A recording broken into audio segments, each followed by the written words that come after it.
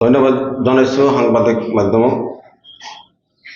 মই দুলাল হক, মই 17 নম্বৰ দক্ষিণ বাঁকা গাঁও পঞ্চায়তৰ সভাপতি।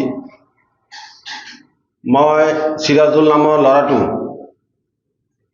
মোৰ তাৰমানে বিয়াকুচিত মই মাছৰ ব্যৱসায় আছে, মীন পালন। তো চিৰাজুল নামৰ ল'ৰাটো মই স্কৰপিঅ' বগা গাড়ী এখন দি ৰাতিপুৱা 3:30 বজাত মই ঘৰৰ পৰা পঠাই দিছোঁ। পঠাই দিয়াৰ পাছত 4:10 চিৰাজুলে মোক ফোন কৰিছে যে মোৰ গাড়ী ইয়াতে ৰখাই গাড়ীটো ৰখাই মোৰ চাবিটো লৈ গ'ল, তো কোনো ব্যৱস্থা কৰক। তেতিয়া মই অচিলৈ ফোন কৰিছোঁ, আকৌ এটা ফোন আহিছে যে মোক মাৰপিট কৰি আছে, মোক বচাওক। মই অচি ছাৰক আকৌ ফোন কৰিছোঁ। মই 2-3 বাৰ ফোন কৰাৰ পাছতে অচি ছাৰে পুলিচ পঠাইছে, কিন্তু তাৰ আগতে মই ঘটনাস্থলীত 3জন মানুহ একেলগ হৈ আমি তিনিওটাই তাতে গেছোঁ। মই গেছোঁ আৰু সমবায় সভাপতিৰ মন গেছে আৰু ইট বেটাৰ মালিক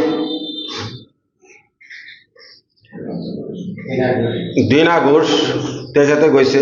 আমি যাওয়াৰ সত্ত্বেও আমাৰ সন্মুখতে যেনেকুৱা মাৰপিট কৰিছে আমি সহ্য কৰিব পৰা নাই, আমাকো টানাই হেঁচৰা কৰিছে। আমিও তাৰ পৰা গাড়ী লৈ গুচি গৈছোঁ। গুচি যাই আমি ৰাস্তাত পুলিচৰ লগ পাইছোঁ আৰু ৰাস্তাত পুলিচৰ গাড়ীত উঠি আহি মই ঘটনাস্থলীত উপস্থিত হৈছোঁ। ঘটনাস্থলীত উপস্থিত হৈ মই সেই পুলিচে ল'ৰাটোক বচাই নিছে। কিন্তু তাৰ আগতে এটা কথা মই ক'ব বিচাৰিছোঁ, বগা স্কৰপিঅ' গাড়ীখনত এটা মানুহে কেনেকৈ চুৰ সজাব পাৰে আৰু এটা গাড়ী কেনেকৈ গৰু চুৰ কৰিব পাৰে, এইটো কোনোদিনে সম্ভৱ নহয়। মই ক'ব বিচাৰোঁ যে ৰাতিপুৱা তাতে 4:30 বজাৰ ঘটনা, ৰাতিপুৱা 4:30 বজাৰ ঘটনা, ৰাতিপুৱা ঘটনা অৱস্থাতে তেখেতে এনেকুৱা মাৰপিট কৰিছে। আৰু গৰু আনি ৰাতিৰ পোহৰ হোৱাৰ পাছত গৰুটো আনি তেখেতে চুৰ সাব্যস্ত কৰিছে। কিন্তু আমি থানালৈ ল'ৰাটোক লৈ যোৱাৰ পাছতো, পুলিচে যেতিয়া লৈ যোৱাৰ পাছতো সেই ঘটনাস্থলীৰ পৰা এই চুৰ সজাই